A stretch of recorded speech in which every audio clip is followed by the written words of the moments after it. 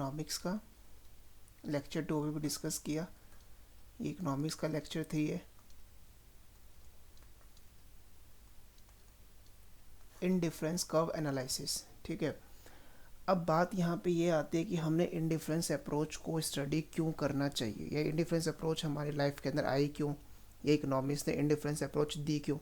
तो देखिए, किसी ना किसी चीज़ के कुछ ना कुछ ड्रॉबैक्स होते हैं। मार्जिनल यूटिलिटी वाली बात के अंदर जब हमने बात की थी लास्ट में, तो वहाँ पे कुछ ना कुछ उसके ड्रॉबैक्स थे। तो जब उसके ड्रॉबैक्स हैं तो हमें ड्रॉबैक्स सही भी तो करने हैं ना। तो उस ड्रॉबैक्स को, जैसे वहाँ पे क्या कहा कि यूटिलिटी को मेज़र कर सकते हैं, बट ऐसा तो पॉसिबल नहीं है। उन्होंने क्या कहा, मार्जिनलिटी ऑफ मनी जो है वो कांस्टेंट है, बट ऐसा तो पॉसिबल नहीं है। और उन्होंने क्या कहा, दो गुड सब्स्टिट्यूट नहीं हो सकते, बट ऐसा तो पॉसिबल नहीं है। रियल लाइफ में तो पॉसिबिलिटी नहीं है ना इन चीज़ों की। तो इन चीज़ों को सही किया किसने, इन डिफरेंस कर्व एनालिसिस ने, ठीक है। अब बात को ध्यान रखना, गिवन बाय एजवर्थ, ध्यान रखना इन डिफरेंस कर्व जो बात की थी, इन डिफरेंस कर्व किसने दिए थे। देखो, इन डिफरेंस कर्व एनालिसिस देने वाले का नाम अलग है, लेकिन इन डिफरेंस कर्व जिसने बताए, इन डिफरेंस कर्व जिसने हमें बताए कि इन डिफरेंस कर्व ऐसे होते हैं, ठीक है, वो किसने बताया हमें, वो बताए हमें एजवर्थ ने। वो किसने बताया हमें, एजवर्थ ने, ठीक है। Use it only to show the possibility of exchange between two person. देखो, एजवर्थ ने इसका जो यूज़ किया था वो किस लिए किया था, वो पॉसिबिलिटीज़ के लिए यूज़ किया था उसने, exchange between the two persons. Then उसके बाद में आपके पास में आता है जॉर्डन हिक्स, मतलब JR हिक्स, एंड देन आपके पास में एक आता है Allen, RJD Allen. In their famous paper reconsideration of the theory of value 934, but forward the IC approach based on the notion of ordinal utility. देखो, इसको हम कौन से यूटिलिटी कहते हैं, ऑर्डिनल। कौन सी कहते हैं, ordinal. To explain consumer behaviour, consumer behaviour, ठीक है। कंज्यूमर बिहेवियर को एक्सप्लेन करने के लिए किसने दिया, JR हिक्स ने दिया, JR हिक्स ने सॉरी, और RJD एलन ने दिया, ठीक है। देन उसके बाद में 939 के अंदर हिक्स ने ही खुद ने रिप्रोड्यूस किया इन डिफरेंस कर्व थ्योरी को कंज्यूमर डिमांड की अपनी बुक्स के अंदर। उसकी बुक्स कौन सी थी, वैल्यू एंड कैपिटल। ध्यान रखना, एग्जाम में कभी कभी पूछ भी लेता है बुक्स के रिगार्डिंग भी कि वैल्यू एंड कैपिटल किसकी बुक थी, तो हिक्स की वैल्यू थी, हिक्स की बुक थी वो, ठीक है। तो ध्यान रखना, इन डिफरेंस कर्व एनालिसिस के अंदर जब भी बात की जाए दोनों का नाम आएगा, JR हिक्स और RJD एलन। और पूछे कि इन डिफरेंस कर्व्स किसने बताए हैं, तो उसको किसने बताया था, एजवर्थ ने, ठीक है। तो अब हुआ क्या, इन्होंने अबंडन कर दिया किसको, कार्डिनल यूटिलिटी को, जो ये क्या कहता था कि यूटिलिटी को किसमें मेजर किया जा सकता है, नंबर से मेजर किया जा सकता है, उसको क्या कर दिया, अबंडन कर दिया। और किसको अडॉप्ट किया, ऑर्डिनल यूटिलिटी को किया, ऑर्डिनल यूटिलिटी को किया, जिसमें क्या कहता है, जिसमें ये कहता है कि हम क्या कर सकते हैं, हम कंपैरिजन कर सकते हैं डिफरेंट लेवल ऑफ सेटिस्फेक्शन का, कंपैरिजन कर सकते हैं, हम प्रेफरेंसेस दे सकते हैं, हम क्या दे सकते हैं, प्रेफरेंसेस दे सकते हैं, ठीक है। Support the IC, supporters of the IC believe that utility is a psychological feelings and it can not be quantified. क्योंकि जो इनके सपोर्टर थे उन्होंने यही कहा, मैंने आपको लास्ट क्लास में ही बताया था कि इंटरनल फीलिंग होती है क्या, यूटिलिटी, जिसको आप मेजर नहीं कर सकते। It is a psychological phenomena and it can not be quantified, इसको क्वान्टिफाई किया नहीं जा सकता, ठीक है। अब एजम्पशंस क्या क्या है, एजम्पशंस क्या क्या है वो सुनिएगा। देखिए, first assumption, more of a community better it is, better than less, ठीक है। मतलब कहने का मतलब more of the community is better, ठीक है। तो जितनी ज़्यादा कम्युनिटी आपके पास में होगी उतनी सेटिस्फेक्शन आपको क्या होगी, ज़्यादा होगी। It is assume that a consumer has not reach the point of satiety, assume करके चला जाता है कि अभी तक कंज्यूमर अपने पॉइंट ऑफ सेचुरिटी तक नहीं पहुंच पाया है। In the consumption of any good, किसी भी गुड के कंजम्पशन के अंदर, मतलब अभी वो बीच में ही है। तो अगर ऐसा केस है तो वो हमेशा प्रेफर करेगा larger amount of good to the smaller good, ठीक है। वो हमेशा किसकी क्वांटिटी प्रेफर करेगा, जो क्वांटिटी उसके पास ज़्यादा होगी वो प्रेफर करेगा किसके कंपैरिजन में, स्मॉलर वाली के में। प्रेफरेंसेस और indifference of a consumer are transitive, ठीक है। आप इसको छोड़ दीजिए, ट्रांजिटिव का मतलब क्या होता है, तो फिर भी मतलब बताया था हूँ। देखो एक बार इस चीज़ का, अगर आप ये कहते हो कि मैं A और B के बीच में इनडिफरेंट हूँ, ठीक है, एंड आप ये भी कहते हो मैं B एंड C के बीच में भी इनडिफरेंट हूँ, तो ऑफ कोर्स आप A एंड C के बीच में भी क्या रहोगे, इनडिफरेंट रहोगे। इसे कहते हैं ट्रांजिटिव, इसे हम क्या कहते हैं, ट्रांजिटिव, ठीक है। फिर आता है आपका diminishing marginal rate of substitution. देखिए क्या मतलब है इस चीज़ का। देखिए, बेटा जब आपने एक्स की कंजम्पशन को बढ़ा रहे हो तो ऑब्वियसली बात है वाई कंजम्पशन क्या कर रहे होंगे, कम कर रहे होंगे। ठीक है, एक्स की कंजम्पशन को अगर इंक्रीज करोगे तो वाई कंजम्पशन क्या करोगे, डिक्रीज करोगे। लेकिन एक बात सोचो, क्या कर रहे हो आप इसके अंदर, आप एक्स को बढ़ा रहे हो, वाई को क्या कर रहे हो, कम कर रहे हो। मतलब आप कहीं ना कहीं एक्स की जगह पे वाई को क्या कर रहे हो, सब्स्टिट्यूट कर रहे हो, एक दूसरे की जगह पे सब्स्टिट्यूट कर रहे हो। तो जब एक्स को इंक्रीज करोगे तो एक्स से मिलने वाली यूटिलिटी कहीं ना कहीं क्या हो जाएगी, कम हो जाएगी। जब एक्स से मिलने वाली सेटिस्फेक्शन ही कम हो जाएगी तो आप वाई को Y will be sacrifice less and less, Y will be sacrificed less and less. यार आपने एक्स को बढ़ाया, किसको कम करके, वाई को कम करके। लेकिन अब एक्स से आपको मज़े क्या दे रहा है, कम दे रहा है। तो ऑब्वियसली बात है ना, आपको वाई को इतना घटाने की ज़रूरत ही नहीं रहेगी, वाई को उतना डिक्रीज़ ही नहीं करोगे। जब आपको पता चल गया कि यार मैं वाई को डिक्रीज़ कर रहा हूँ एक्स को पाने के लिए, लेकिन एक्स तो मेरे को सेटिस्फेक्शन क्या दे रहा है, कम दे रहा है, तो then why I will go to sacrifice for the sacrifice of y. मैं क्यों सेक्रीफाइस करूँगा उस चीज़ को। तो इसे हम कहते हैं क्या, डिमिनिशिंग एम आर एस। ठीक है, एम आर एस का मतलब ये होता है, देखो, marginal rate of substitution of good x for good y. मतलब डेल्टा डेल्टा लॉस अपॉन में डेल्टा गेन। इस केस में हमारे पास में क्या हो रहा है, लॉस किसका हो रहा है, वाई का, और गेन किसका हो रहा है जी, एक्स का। ठीक है, with a negative sign, with a negative sign. ठीक है, विद अ नेगेटिव साइन, क्योंकि जब नेगेटिव साइन इसलिए क्योंकि बेटा अगर एक चीज़ इंक्रीज करोगे तो दूसरे को डिक्रीज करना पड़ेगा, इसलिए नेगेटिव साइन आ रहा है वहाँ पे, इसलिए क्या है, नेगेटिव साइन है आपका, सॉरी, इसलिए क्या आ रहा है वहाँ पे, नेगेटिव साइन। इनवर्स है ना, उल्टा चल रहा है ना। ठीक है, अब बात आती है व्हाट इज इंडिफरेंस कर्व। ठीक है, तो इंडिफरेंस कर्व क्या होता है, इंडिफरेंस कर्व का बेसिक टूल किसने दिया, हिक्सेलन ने दिया जी। ठीक है, इंडिफरेंस कर्व दो गुड्स के ऐसे कॉम्बिनेशन को रिप्रेजेंट करता है जब क्या, ये जो आपको same level of satisfaction provide करेंगे। ठीक है, तो ये इंडिफरेंस कर्व की अप्रोच होगी। पेपर में आपको पूछ लेगा, ऐसे डेफिनेशन दे देगा, पूछेगा व्हाट इज इट इज, तो आप क्या कहोगे, इंडिफरेंस कर्व। ठीक है, ये ऐसे कॉम्बिनेशंस है जो आपको सेम सेटिस्फेक्शन देंगे और इनके बीच में हम क्या रहते हैं, इनडिफरेंट रहते हैं जी। ठीक है, all the combination lying on the consumers IC, जितने भी आईसी के ऊपर कर्व्स पे, जितने भी इंडिफरेंस कर्व के ऊपर कॉम्बिनेशन है, सारे के सारे क्या हैं, इक्वली डिज़ायरेबल है या इक्वली प्रेफर्ड है जी। ठीक है, आपको मतलब नहीं, आप कह दो कि मेरे को ए दे दो, मेरे को बी दे दो, मेरे को सी दे दो, मेरे को डी दे दो, मेरे को ई दे दो, मेरे को कोई फ़र्क नहीं पड़ता, मेरे लिए सारे कॉम्बिनेशंस क्या हैं, इक्वल है। ठीक है, मेरे लिए सबसे यूटिलिटी क्या सबसे सेटिस्फेक्शन क्या मिलती है, मेरे को सेम मिलती है जी। ठीक है, इंडिफरेंस कब क्या, इंडिफरेंस मैप क्या होता है, the family of indifference curve. ठीक है, अगर मैं सिंपल सी बात करूँ, the family of indifference curve, the family of indifference curve is called indifference map, is called indifference map। या आप ऐसे भी कह सकते हो, जब आप बहुत सारे इंडिफरेंस कर्व को एक ही ग्राफ पे रिप्रेजेंट करते हो तो उसे हम क्या कहते हैं, उसे हम इंडिफरेंस मैप कहते हैं। ठीक है, a complete description of the consumer taste and preferences is shown using the indifference map. एक कंप्लीट डिस्क्रिप्शन दिखता है किसका, कंज्यूमर के टेस्ट एंड प्रेफरेंसेस का, with the help of indifference map in the same graph on an number of n. यहाँ पे N G मैं इसको उसमें डालता हूँ, सेम ग्राफ के ऊपर जब आप बहुत सारे इंडिफरेंस कर्व ड्रॉ करते हो, उन सारे टुगेदर को हम क्या कहते हैं, इंडिफरेंस मैप कहते हैं। यहाँ पे 1 2 3, ये आपके लिए क्या हो गया, ये हो गया IC1, IC2, IC3, IC4, IC5। ऐसे कर सकते हो आप, IC1 IC2 IC3 IC5। ठीक है, तो ये आपको देखो, अब ध्यान रखना, IC1 पे जितने भी पॉइंट्स होंगे वो सेम सेटिस्फेक्शन देंगे, IC2 पे सारे होंगे सेम सेटिस्फेक्शन देंगे, IC3 पे जितने भी होंगे वो सेम सेटिस्फेक्शन देंगे, IC4 पे जितने भी होंगे वो सेम सेटिस्फेक्शन देंगे, और IC5 पे जितने भी होंगे सेम सेटिस्फेक्शन देंगे।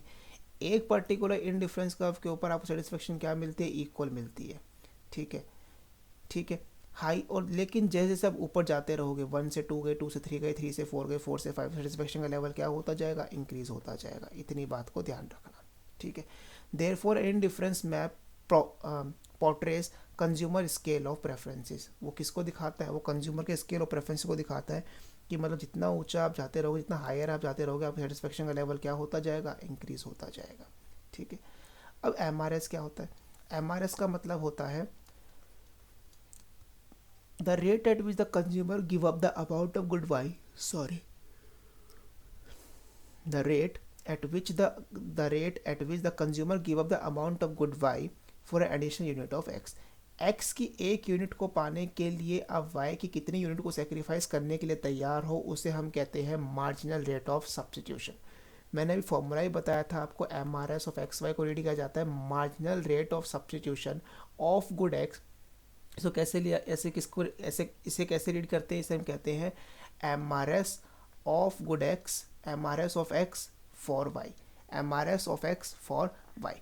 ठीक है, इसको हम रिप्रेजेंट कैसे करते हैं, डेल्टा लॉस अपॉन में डेल्टा गेन, या आप ऐसे भी कर सकते हो, यहाँ पे लूज क्या कर रहे हैं हम, वाई लूज कर रहे हैं, डेल्टा वाई अपॉन में डेल्टा एक्स, ऐसे भी लिख सकते हो इस चीज़ को। ठीक है, अगर मैं देखो यहाँ पर देखूँ तो बेटा देखो यहाँ पे डेल्टा वाई में कितना चेंज, मतलब डेल्टा एक्स कितना हो रहा है, देखो एक्स तो एक ही से चेंज हो रहा है, तो एक्स में कितना चेंज आ गया, वन का वन का वन का वन का और वन का, उसमें हर जगह वन वन का चेंज आया।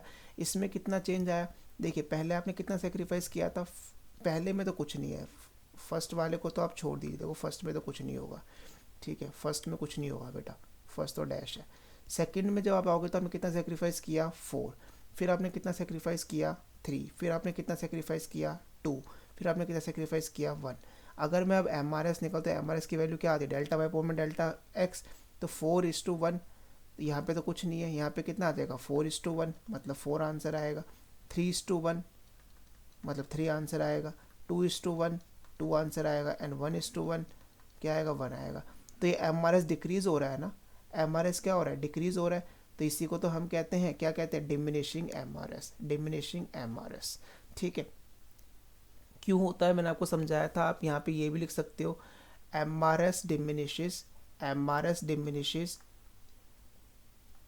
Law of marginal, law of marginal utility, या law of diminishing marginal utility, diminishing margin utility, इसकी वजह से ऐसा होता है जी, MRS डिक्रीज करता है।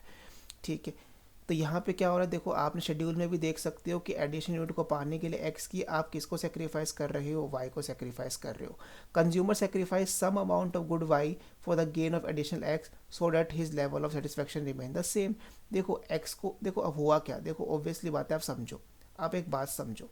ठीक है, ये अगर मेरा एक इनडिफरेंस कर्व है बेटा, ये एक मेरा इनडिफरेंस कर्व है बेटा, ठीक है, ये एक मेरा इनडिफरेंस कर्व है। मान लीजिए इसके ऊपर एक पॉइंट था जी, ये ए पॉइंट था, ठीक है, जहाँ पे आप x1 कंज्यूम कर रहे थे और y1 कंज्यूम कर रहे थे, और एक पॉइंट है बेटा b, ठीक है, एक पॉइंट है b जहाँ पर आपके पास में x2 है और फिर वहाँ पे क्या है, y2। अब मान लीजिए आप ऑलरेडी, मैं यहाँ पे पेन को चेंज कर रहा हूँ इंक किसकी, आप समझिएगा,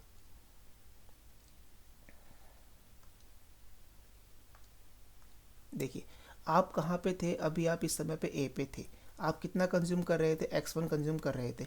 आपके मन में आता है कि मैं अभी x1 से कहाँ चला जाऊँ, कहाँ चला जाऊँ, x2 पे चला जाऊँ, x2 पे चले जाओगे। चलिए जी, आप कहाँ पहुँच गए बेटा, x2 पे पहुँच गए यहाँ पे x2 पे।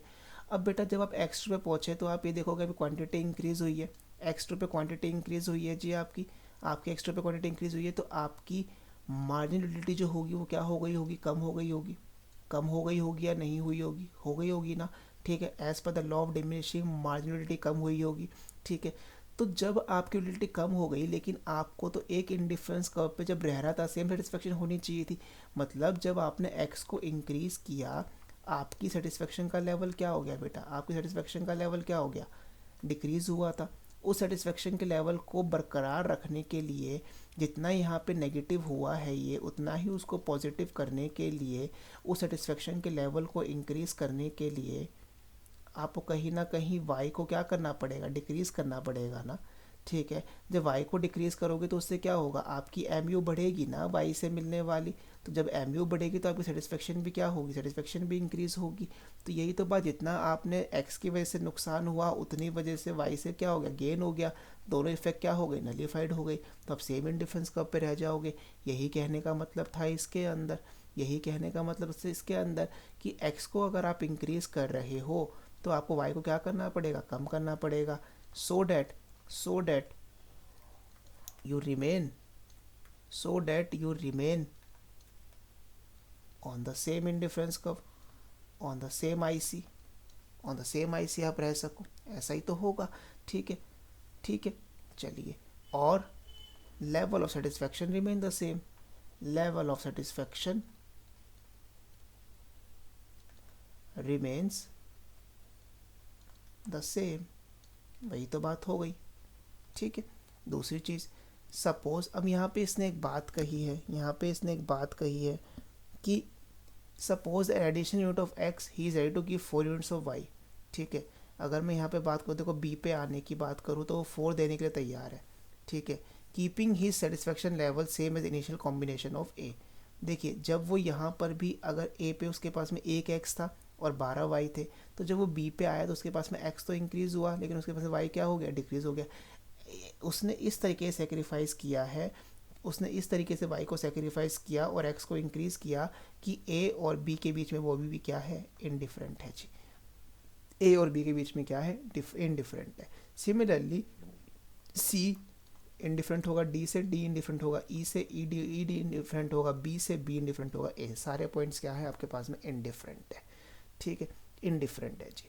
Since is level satisfaction in same whichever combination of goods in schedule is offer to the him, he will be indifferent among the combination A B C D E. सब schedule में क्या रहेगा, वो indifferent रहेगा। ठीक है, अब देखिए, when a consumer move from point A on point B he give up A S unit. देखिए जब आप इस पॉइंट से इस पॉइंट पर गए तो आपने क्या करा, आपने ए एस यूनिट सेक्रीफाइस करी है किसकी, वाई की।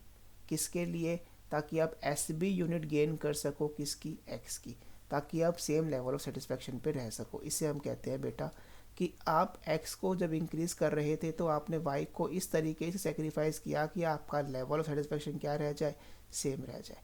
ये MRS की है, आपके लिए डेरिवेशन इंपॉर्टेंट नहीं है, बस फॉर्मूले को ध्यान रखना। ठीक है, ये डेरिवेशन आपके लिए इंपॉर्टेंट नहीं है। ठीक है, आप इसको छोड़ सकते हो, स्किप कर सकते हो। ठीक है, अब देखिए प्रिंसिपल ऑफ MRS। ठीक है, as a consumer has more and more of good x he is prepare to forgo less and less of good y. Obviously बात है, देखो आपको अभी भी बताया कि यार जब आपके पास में एक्स बहुत ज़्यादा हो जाएगा, जब आपके पास में एक्स बहुत ज़्यादा हो जाएगा तो उससे आपको उतनी सेटिस्फेक्शन नहीं मिलेगी। ठीक है, किसी भी चीज़ की कहते हैं, किसी भी चीज़ की अति बुरी होती है। तो जब एक्स आपके पास में बहुत सारा हो जाएगा तो उससे आपको उतनी सेटिस्फेक्शन नहीं मिलेगी। देखो यार आप यहाँ मान लीजिए, देखो अभी बात सोचो, देखो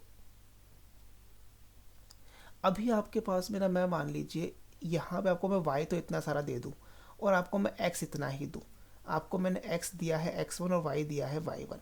इस समय पे क्या है आपके लिए, आपके पास में वाई बहुत सारा है, आपके पास में वाई बहुत सारा है। तो जब वाई आपके पास में बहुत सारा है तो उसकी कीमत आपको अभी इतना अंदाज़ा नहीं है कि उसको खोने में मेरे को कितना नुकसान होगा, अभी उसका अब नहीं पता।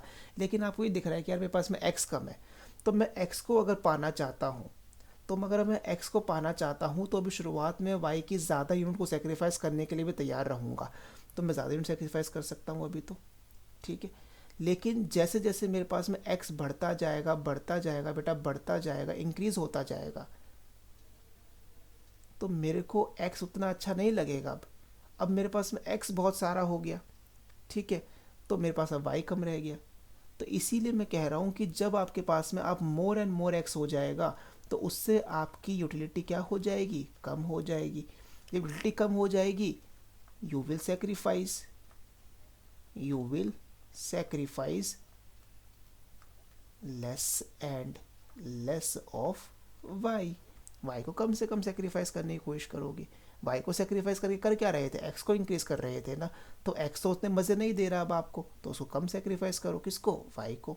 ठीक है, तो एक बात को ध्यान रखना कि इसी को हम कहते हैं when the consumer slides down, जब वो डाउन जाता है तो MRS क्या करता है, डिक्रीज करता है। ठीक है, जब आप इन डिफरेंस कर्व पे डाउन जाओगे, ठीक है, जब डाउन जाओगे तो MRS क्या करेगा, डिक्रीज करेगा। लेकिन जब आप अप जाओगे, जब आप अप जाओगे तो MRS क्या करेगा, इंक्रीज करेगा जी आपका। ठीक है, डाउन जाने पर MRS डिक्रीज करता है और अप जाने पर MRS क्या करता है, इंक्रीज करता है। This portion is not important for you, you can skip that part. ठीक है, आप स्किप कर सकते हो। तो therefore this declining MRS is called the principle of diminishing MRS। ठीक है, जब मैंने आपको ये दिखाया, जब आप एक बार और देखिएगा इस चीज़ को, ये आपने इंडिफरेंस कर्व बनाया। ठीक है बेटा, इंडिफरेंस कर्व की, अच्छा मैं एक और लिख देता हूँ, slope of indifference curve, slope of indifference curve is called MRS। उसी को हम क्या कहते हैं, MRS कहते हैं। जो इंडिफरेंस कर्व की स्लोप होती है ना बेटा, उसी को हम क्या कहते हैं, MRS कहते हैं। स्लोप कैसे मेजर करते हैं, अभी भी सिखाया था, देखो ऐसे मेजर करते हैं, ट्रायंगल बना बना के। ये देखिए ट्रायंगल छोटे हो रहे हैं, बड़े हो रहे हैं, छोटे होते जा रहे हैं ना, इसका मतलब है कि आपकी स्लोप क्या है, डिक्रीज होती जा रही है, मतलब MRS क्या होता जा रहा है, डिक्रीज होता जा रहा है। ठीक है, अब MRS डिक्लाइन क्यों होता है, the want for the good is satiable, किसी चीज़ की लेवल या किसी चीज़ गुड की वांट सेचिएबल होती है, so that as a consumer has more and more of that good, intensity of a would goes on declining. समझ आ गई बात, यही चीज़ तो मैं ऊपर से इतनी देर से बोल रहा हूँ कि जैसे जैसे आप x को बढ़ाते रहोगे, x का कहीं ना कहीं तो सेचुएशन का लेवल आएगा ना, उसके बाद तो उसके लिए आपकी इंटेंसिटी कम हो जाएगी ना। जब उसके लिए आपकी इंटेंसिटी ही ख़त्म हो जाएगी तो why you are going to sacrifice, why you are going to sacrifice more of x, sorry why you are going to sacrifice more of y just for the addition unit of x, आप ऐसा तो नहीं करोगे आप। ठीक है, और फिर दूसरी बात आती है the goods are imperfect substitutes of each other, goods एक दूसरे के परफेक्ट सब्स्टिट्यूट तो नहीं है जी, सब्स्टिट्यूट जरूर है but they are not the perfect substitute, they are imperfect substitutes. ऐसा नहीं है कि x आपके पास में जो चीज़ x है, जो x है उसकी ज़रूरत को कौन पूरा कर देगा, y कर देगा, या y की ज़रूरत को कौन पूरा कर देगा, x कर देगा, ऐसा नहीं है। सब्स्टिट्यूट कर सकते हो बट एक लिमिटेड टाइम, बट एक लिमिटेड वे तक। ठीक है, ठीक है, अब पॉइंट्स टू रिमेंबर क्या है, ये मैंने यहाँ पे लिख भी दिया है ऑलरेडी, मैंने मेंशन भी किया, ध्यान नहीं रहा मेरे को। MRS हम स्लोप कहते हैं इंडिफरेंस कर्व की, और इस केस में इंडिफरेंस कर्व में MRS क्या करता है, डिक्लाइन करता है जी, MRS क्या करता है, डिक्लाइन करता है। अब देखिए प्रॉपर्टीज़ को भी ध्यान रखिएगा, indifference curve slope downward to right, why indifference curve slope downward क्यों होते हैं, इंडिफरेंस कर्व की स्लोप नेगेटिव होती है क्योंकि डाउनवर्ड होते हैं। It means that when the amount of one good in the combination is increase, the amount of other good is reduce. जब आप x को इंक्रीज करोगे तो y को क्या करना पड़ेगा, कम करना पड़ेगा। There is so as the level satisfaction of the indifference curve remain the same, इस तरीके से कि ताकि आपको सेटिस्फेक्शन का लेवल क्या रहे, सेम रहे। ठीक है, इन्हीं यहाँ पे रीज़न आती है, इसे हम क्या कहते हैं बेटा, रीज़न आती है आपकी मोनोटोनिक प्रेफरेंसेस, मोनोटोनिक प्रेफरेंसेस। हाँ मैं एक रीज़न बताता हूँ, मोनोटोनिक प्रेफरेंसेस, मोनोटोनिक प्रेफरेंसेस ये कहती है बेटा more is preferred over less, more is preferred over less. एक इंसान को ज़्यादा चीज़ें ज़्यादा अच्छी लगती है जी, more is preferred over less. ठीक है, यही रीज़न है आपके इंडिफरेंस कर्व डाउनवर्ड स्लोपिंग होने की। फॉर एग्जांपल अगर मैं आपके पास में एक 10x दे दूँ, 10 यूनिट दे दूँ x की और 4 यूनिट दे दूँ y की, और अगर मैं आपको सिमिलरली एक 10x दे दूँ मैं आपको किसकी, x की, और 5 दे दूँ किसकी, y की, तो कौन सा कॉम्बिनेशन चूज़ करोगे, ऑब्वियसली बात अभी वाला कॉम्बिनेशन चूज़ करोगे। ठीक है, तो इसे हम कहते हैं मोर इज़ प्रेफर्ड ओवर लेस। ठीक है, इसे हम क्या कहते हैं, मोर इज़ प्रेफर्ड ओवर लेस, आपको ज़्यादा चीज़ें ज़्यादा अच्छी नज़र आती है जी। ठीक है, फिर आता है indifference curve are convex to the origin. Indifference curve, देखो मोनोटोनिक प्रेफरेंस का मतलब क्या होता है कि between the two preferences, if between the two preferences a consumer will prefer that bundle which will have at least one more of some commodity and not less of the other commodity। ठीक है, मैं यहाँ पे लिख भी देता हूँ, देखिए monotonic preferences, a consumer will always choose a bundle to another bundle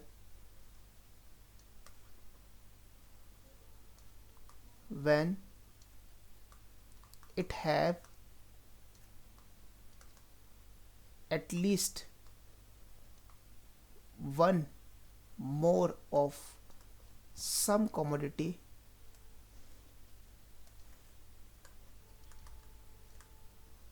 and not less of the other. आप बंडल देख लीजिए, एक बंडल है ए जिसके अंदर मैंने कहा 10x है और 5y है, और एक बंडल है बी जिसमें 10x है और 4y है। अब इसमें देखो देखो x का कोई कम तो नहीं है, कंडीशन पूरी हो रही है, y का कम से कम एक ज़्यादा भी है, हाँ जी है, तो कौन सा प्रेफर करोगे, ए प्रेफर करोगे। ठीक है, अब indifference curve convex to the origin क्यों होते हैं? पहला रीज़न है बेटा due to law of diminishing marginal rate of substitution जी आपका। ठीक है, फिर आता है आपका कॉन्वेक्सिटी डिपेंड करती है बेटा कि आपकी एमआरएस कितनी है। अगर एमआरएस ज़्यादा है तो कॉन्वेक्सिटी भी ज़्यादा होगी, और एमआरएस अगर कम है तो कॉन्वेक्सिटी भी क्या होगी, कम होगी जी आपकी। ठीक है, in difference curve cannot intersect each other. दो इन डिफरेंस कर्व एक दूसरे को इंटरसेक्ट नहीं कर सकते, प्रूफ इंपॉर्टेंट नहीं है, बस ध्यान रखना दो इन डिफरेंस कर्व एक दूसरे को इंटरसेक्ट नहीं कर सकते जी। ठीक है, अच्छा कुछ प्रॉपर्टीज़ और भी हैं इसकी इन डिफरेंस कर्व। हाँ, higher the indifference curve higher the satisfaction, higher the indifference curve higher the satisfaction.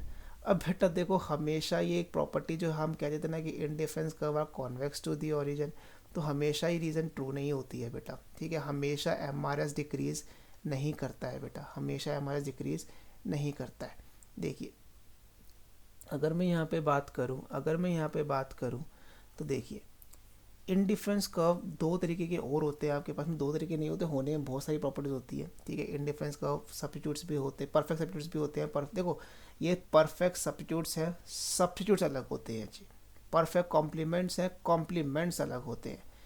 ठीक है, इसी तरीके से ग्रॉस परफेक्ट सब्स्टिट्यूट्स भी होते हैं, नेट परफेक्ट सब्स्टिट्यूट्स भी होते हैं, ग्रॉस परफेक्ट कॉम्प्लीमेंट्स भी होते हैं, नेट परफेक्ट कॉम्प्लीमेंट्स भी होते हैं, बट वो आपके सिलेबस का पार्ट नहीं है।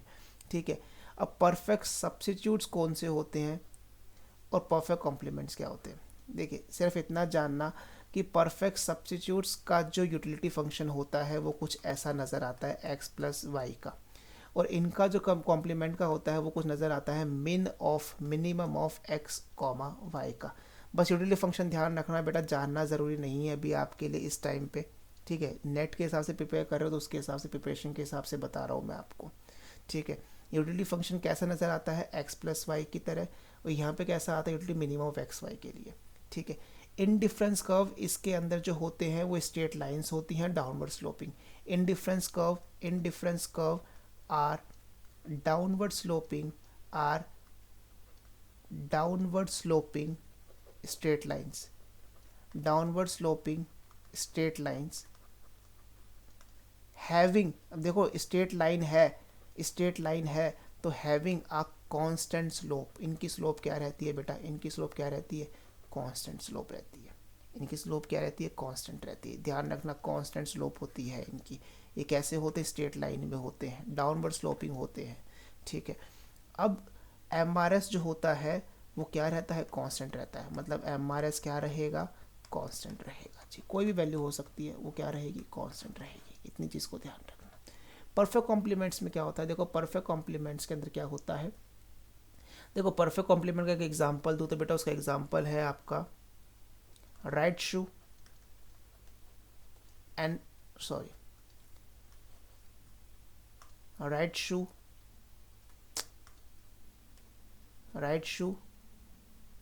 लेफ्ट शू। अब बेटा देखो इनका अगर मैं देखो मान लो मेरे पास में x जो है वो राइट शू है और y जो है वो लेफ्ट शू है। ठीक है, और मैं इसमें से मिनिमम में से अगर मैं देखूं तो मेरे पास है मान लो 4 राइट शू है और मेरे पास में 7 लेफ्ट शू है। ठीक है, तो मैं कौन सा चूज़ करूँगा बेटा, मैं 4 वाले चूज़ करूँगा ना, मैं 4 ही चूज़ करूँगा ना, क्योंकि देखो अगर मैं 4x लूँगा तो मेरे को उसके साथ में क्या चाहिए होगा, 4y चाहिए होगा। मैं अब आप ये कह दो कि हाँ यार ये जो तीन लेफ्ट शू है ना मैं को फ्री में दे रहा हूँ, ले जाओगे क्या मेरे से, नहीं लेके जाओगे ना। तो मिनिमम में क्या हो गया, मिनिमम जो भी इनमें से मिनिमम है वही दोनों की वैल्यू, मतलब 4x is equal to 4y, यही मेरे को चाहिए था। तो यहाँ पे ये एक मान लीजिए पॉइंट आ गया, जैसे वन राइट शू है तो 1 लेफ्ट शू चाहिए, 2 राइट शू है तो 2 लेफ्ट शू चाहिए, 3 राइट शू है तो 3 लेफ्ट शू चाहिए। देखो 1 यहाँ पे है तो 1 ही यहाँ पे होना चाहिए, 2 यहाँ पे है तो 2 ही यहाँ होना चाहिए, 3 लेफ्ट शू यहाँ पे 3 यहीं पे होना चाहिए, मतलब कॉम्बिनेशन में काम करना चाहिए इनको। अब देखो 1 यहाँ पे हो जाए उसके बाद में आप कुछ भी देते रहो उसको लेफ्ट शू, कोई मतलब ही नहीं है। अब उसके पास से वन राइट शो हो जाए, आप कुछ भी उसको लेफ्ट देते रहो, कोई मतलब ही नहीं है उस चीज़ का। ठीक है, तो यहाँ पे जो आपकी एम आर एस होती है उसकी वैल्यू क्या होती है बेटा, उसकी वैल्यू क्या होती है, एम आर एस की वैल्यू होती है इन्फिनिटी। ठीक है, मतलब अगर मैं कहूँ तो जीरो टू इन्फिनिटी होती है जी, जीरो टू इन्फिनिटी होती है। ध्यान रखना कहाँ से कहाँ तक हो, जीरो टू इन्फिनिटी। देखो जब यहाँ चले गए, जब अब मेरे को पेन का कलर चेंज करके दिखा रहा हूँ आपको, देखो जब यहाँ रहे, अब अगर देखो इस पे बात करो, इस पे क्या हो रहा है, इस पे आप कहीं कुछ x को, इस पे आप x को बढ़ाते जा रहे हो, x को बढ़ाते जा रहे हो, बढ़ाते जा रहे हो, y को सेक्रीफाइस किया क्या, नहीं किया ना।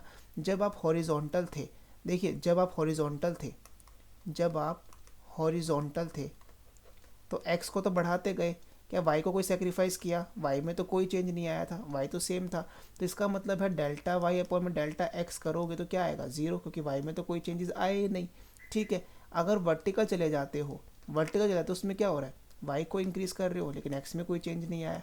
तो बेटा y अगर चेंज होता रहेगा, अगर नीचे वैल्यू में कोई चेंज नहीं आएगा, तो ये तो वैल्यू ज़ीरो है, तो इसका आंसर क्या आ जाएगा, इन्फिनिटी आ जाएगा। तो एम आर एस कहाँ से कहाँ ला करता है, जीरो टू इन्फिनिटी लाई करता है इसमें। ठीक है, जीरो टू इन्फिनिटी लाई करता है। अब बजट लाइन क्या होती है, ध्यान रखना इस चीज़ को बेटा, एम आर एस कहाँ से कहाँ लाई करता है, जीरो टू इन्फिनिटी लाई करता है। अच्छा आपका, ठीक है, बजट लाइन।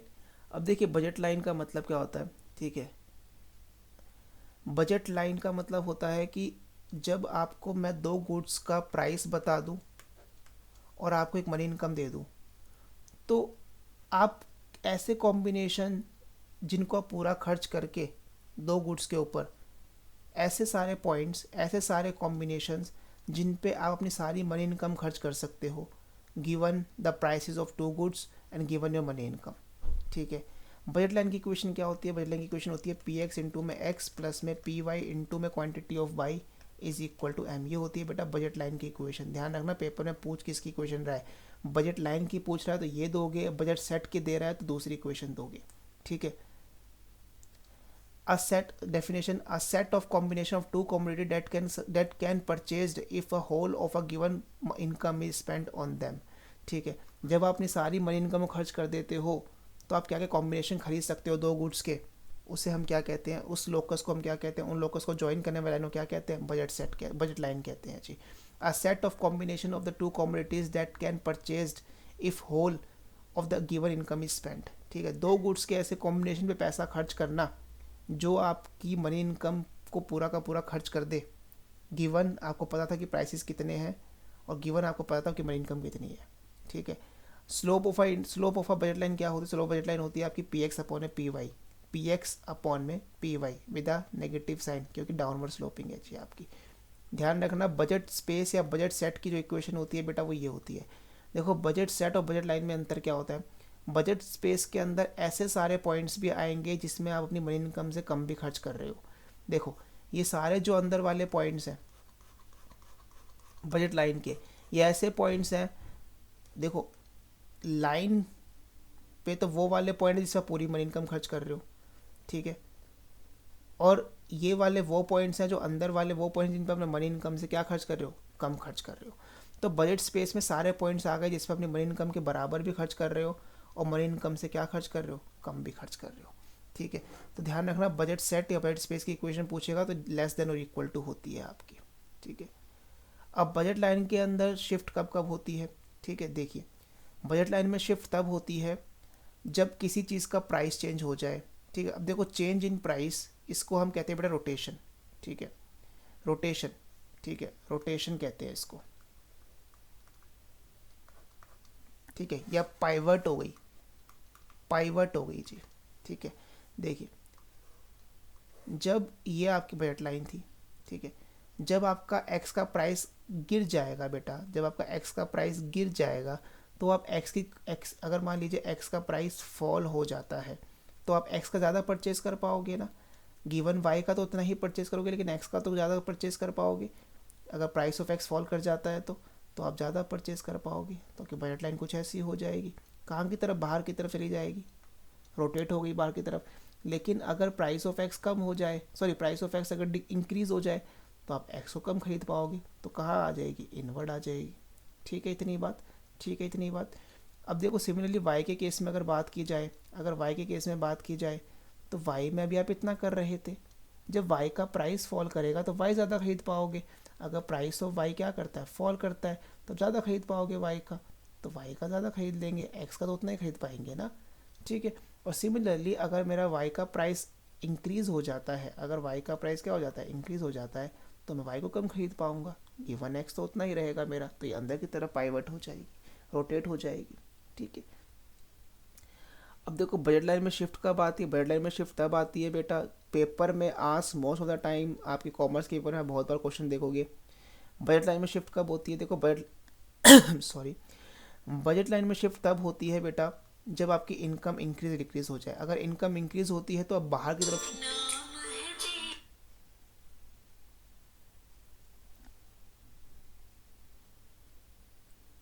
हेलो, क्या तू बोल यार, 1 मिनट रुक जा, काम बोल।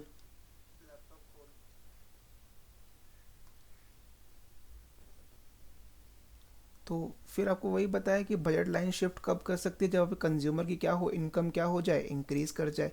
अगर इंक्रीज़ कर जाएगी तो वो राइट में शिफ्ट कर जाएगा, अगर डिक्रीज़ कर जाएगी तो वो लेफ्ट में शिफ्ट कर जाएगा। बट देखो फिर भी थोड़ी सी बातों को ध्यान रखना।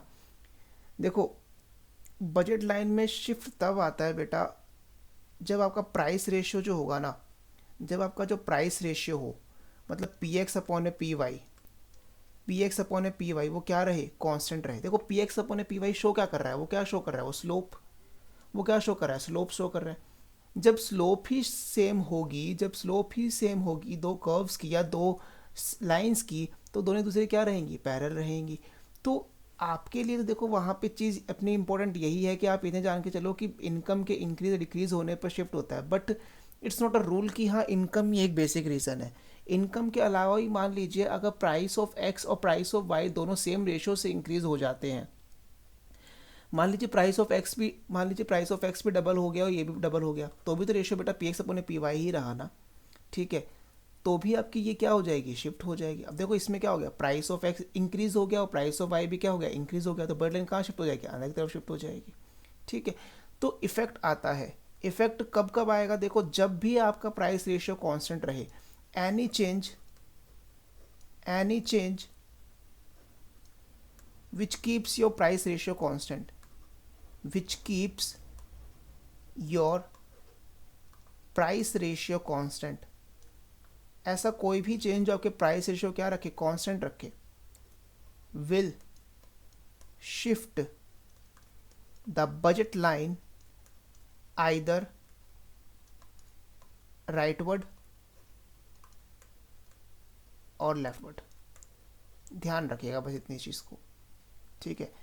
केवल इनकम ही चेंज होना उस चीज़ को मैटर नहीं करता, अगर ऐसी कोई भी चेंजेस अगर आपकी बजट लाइन में हो रहे हैं जो आपके प्राइसेस को, प्राइस रेशियो कांस्टेंट रखे, तो उसे हम क्या कहेंगे, इनडिफरेंस, उसे हम क्या कहेंगे, बजट लाइन में शिफ्टिंग कहेंगे। ठीक है। अब कंज्यूमर इक्विलिब्रियम कैसे निकालते हैं। ठीक है। A consumer is said to be in equilibrium when he is buying such a combination of goods which leaves him with no tendency to rearrange his purchase of the goods. एक ऐसा combination मेरे को मिल चुका है कि अब मैं rearrange ही नहीं करना चाहता, अब मैं जहाँ पे आ चुका हूँ वहाँ पे मैं ठीक हूँ, मुझे अब कोई रीअरेंजमेंट नहीं चाहिए, वो जो मेरा कॉम्बिनेशन एक्स और वाई का मेरे को मिल रहा है वो बेस्ट है मेरे लिए। ठीक है। अब मेरे को और किसी कॉम्बिनेशन की तरफ मूव नहीं करना। ठीक है। एजम्पशन क्या है, consumer has a given indifference map, उसे अपना इंडिफरेंस मैप पता है। Consumer has a fix amount of money income, जो कि वो सारी खर्च कर देता है दो गुड्स के ऊपर। कंज्यूमर के पास में प्राइसेस गिवन है और वो कांस्टेंट है। गुड्स जो है वो होमोजीनियस हैं, डिविजिबल हैं।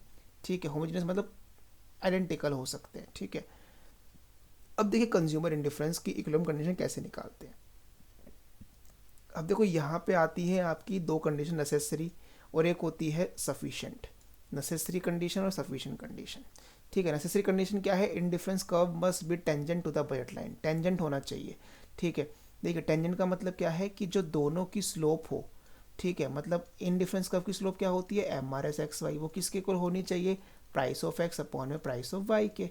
ठीक है। देखो और दूसरी कंडीशन क्या है, indifference curve are convex to the origin, are convex to the origin। देखो एक सिंपल सी बात बताता हूँ बेटा मैं आपको। देखिए अगर मैं आपको पूछूं कि आप इक्विलिब्रियम पे कहाँ होंगे, देखो ये आपका मान लीजिए इंडिफरेंस कर्व है, ये आपका इंडिफरेंस कर्व है, ठीक है बेटा। मैंने आपको बजट लाइन दी, या देखो आप ऐसी चीज़ों को भी छोड़ो, मान लीजिए ये आपकी बजट लाइन है, ये क्या है जी, आपकी बजट लाइन है, ठीक है। A B is your budget line, ठीक है। अब मैं आपसे पूछता हूँ बेटा, क्या ए बी बजट लाइन के तहत, ए बी आपके पास में बजट लाइन है, तो आपका इंडिफरेंस कब हाईएस्ट जाना चाहोगे ना, हाईएस्ट जो मेरे को मिल सके। तो क्या ये हाईएस्ट है बेटा, क्या ये हाईएस्ट इंडिफरेंस कर्व है, क्या ये हाईएस्ट इंडिफरेंस कर्व है आपके लिए। वेट, आपसे मैंने पूछा क्या ये हाईएस्ट इंडिफरेंस कर्व है जो आप जा सकते हो, नहीं, इसके आगे भी जा सकते हो। क्या ये हाईएस्ट इंडिफरेंस कर्व है आप जो आगे जा सकते हो, नहीं, अभी इसके आगे भी जा सकते हैं। क्या ये हाईएस्ट इंडिफरेंस कर्व है जो आप जा सकते हो, yes, this is the highest indifference curve, क्योंकि इसके बाहर तो आप जा ही नहीं सकते ना, इसके बाहर तो पॉसिबल नहीं है। तो this is the highest indifference curve. ये तभी होगा जब इंडिफरेंस कर्व की स्लोप जो होगी वो किसके टेंजेंट होगी, बजट लाइन के टेंजेंट होगी, ठीक है। मतलब एमआरएस जो होगा वो किसके इक्वल होना चाहिए, वो दो गुड्स के सब्स्टिट्यूशन इफेक्ट के बराबर। मतलब एमआरएस जो होना चाहिए वो दोनों गुड्स के प्राइस रेशियो किसके इक्वल होना चाहिए, प्राइस रेशियो के इक्वल होना चाहिए, ठीक है, ठीक है, समझ आ गई बात। तो ये तो थी आपकी क्या नेसेसरी कंडीशन। नेसेसरी कंडीशन क्या थी कि indifference curve must be tangent to the budget line. Indifference curve किसके टेंजेंट होना चाहिए, बजट लाइन के टेंजेंट होना चाहिए। But it is not a sufficient condition, ये सफिशिएंट नहीं है। सफिशिएंट क्या है, सफिशिएंट क्या है, सफिशिएंट ये होगी कि इंडिफरेंस कर्व क्या होने चाहिए, कॉन्वेक्स होने चाहिए। तो दो कंडीशन मैंने आपको बताई थी, एक है आपकी नेसेसरी मतलब ज़रूरी तो है बट वो सफिशिएंट नहीं है प्रूव करने के लिए कि हमेशा ऐसा हो ही जाएगा। क्योंकि आप बात सोचो कि अगर वो कॉन्वेक्स नहीं हुआ, वो कॉन्वेक्स नहीं हुआ तो ऐसी शेप ले सकता है, ऐसी शेप ले सकता है, ऐसी शेप ले सकता है। देखिए बेटा एक बात सुनो, ये आपकी बजट लाइन है, ये आपकी बजट लाइन है। अगर कॉन्वेक्स नहीं हुआ तो शेप कैसी होगी, कॉनकेव होगी, कॉनकेव होगी। तो मैं आपसे पूछूं क्या बेटा ये आपका हाईएस्ट इंडिफरेंस कर्व है, नो। क्या ये आपका हाईएस्ट इंडिफरेंस कर्व है, क्या ये हाईएस्ट इंडिफरेंस कर्व है, नो। क्या ये आपका हाईएस्ट इंडिफरेंस कर्व है, yes, this is my highest indifference curve जी। अब इसके बाहर तो नहीं जा सकते ना आप, इसके बाहर तो नहीं जा सकते ना, ठीक है। अब यहाँ पे क्या हुआ, जैसे जैसे आप ऊपर जा रहे सेटिस्फेक्शन का लेवल बढ़ रहा है, ठीक है, लेकिन यहाँ पे आपकी टेंडेंसी तो नहीं आ रही है, टेंडेंसी तो नहीं आ रही है ना। ये तो आपके बजट लाइन पे बिल्कुल कॉन्टेक्ट्स में आ गए, मतलब कॉर्नर सॉल्यूशंस आ रहे हैं आपके पास में। तो इसलिए कहते हैं कि इंडिफरेंस कर्व क्या होने चाहिए, कॉन्वेक्स होना चाहिए। उनमें क्या होना चाहिए, डीएमआर, डीएमआरएस काम करना चाहिए, diminishing marginal rate of substitution काम करना चाहिए। अब देखो आप खुद सोचो, आप खुद सोचो, ये वाला अगर मैं कनकेव का पॉइंट लेता, ये जो मेरा है ये कनकेव वाला पोर्शन है, और ये जो है मेरा किसका पॉइंट है, कन्वेक्स वाला पोर्शन है जी, ठीक है, ये कन्वेक्स वाला पोर्शन है। बेटा देखो टेंजेंसी तो यहाँ पर भी मिल रही है, और टेंजेंसी कहाँ मिल रही है, दो दो अलग अलग पॉइंट से मिल रही है, ठीक है। कहाँ कहाँ मिल रही है, दो दो अलग अलग पॉइंट से मिल रही है, ठीक है। अब आपने क्या कहा था कि देखो जितना, अब ये तो कंडीशन ही ऐसी चल रही है कि आपको नहीं पता, जितना आप यहाँ पे आपकी टेंडेंसी आ गई, क्या ये हाईएस्ट इंडिफरेंस कर्व था, नहीं। क्या इसके आगे और नहीं जा सकते थे, जा सकते थे ना, जा सकते थे ना, ठीक है। तो इसका मतलब है आपको कभी सेटिस्फेक्शन का लेवल मिलेगा ही नहीं यहाँ पे, ठीक है। तो आप सिर्फ इतना ध्यान रखो अपने एग्जाम के पॉइंट ऑफ व्यू से कि आपके पास में दो कंडीशन जरूरी होनी चाहिए।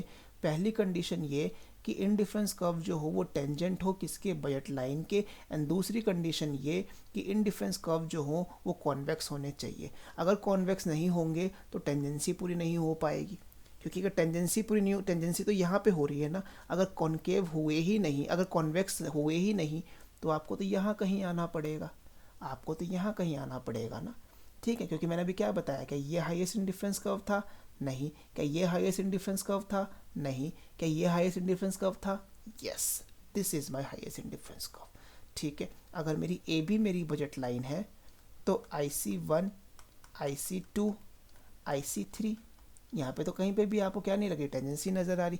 तो इसीलिए कहते हैं कि टेंजेंसी जो होती है वो नेसेसरी कंडीशन तो है, लेकिन वो सफिशिएंट कंडीशन नहीं है। ठीक है, तो this is all about indifference curve. कोई भी डाउट होता है, कोई भी इशू होता है तो प्लीज़ डू आस्क मी।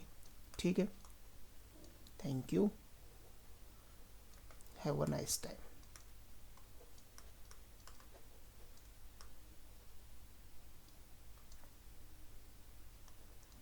कोई भी इशू, अगर कोई भी मेरी वीडियो देख रहा है, ठीक है, एंड कोई भी इशू आता है तो प्लीज़ आप पूछ सकते हो, ऐसा कोई इशू वाली बात नहीं है। ठीक है, आप पूछ सकते हो। ठीक है, ओके, थैंक यू।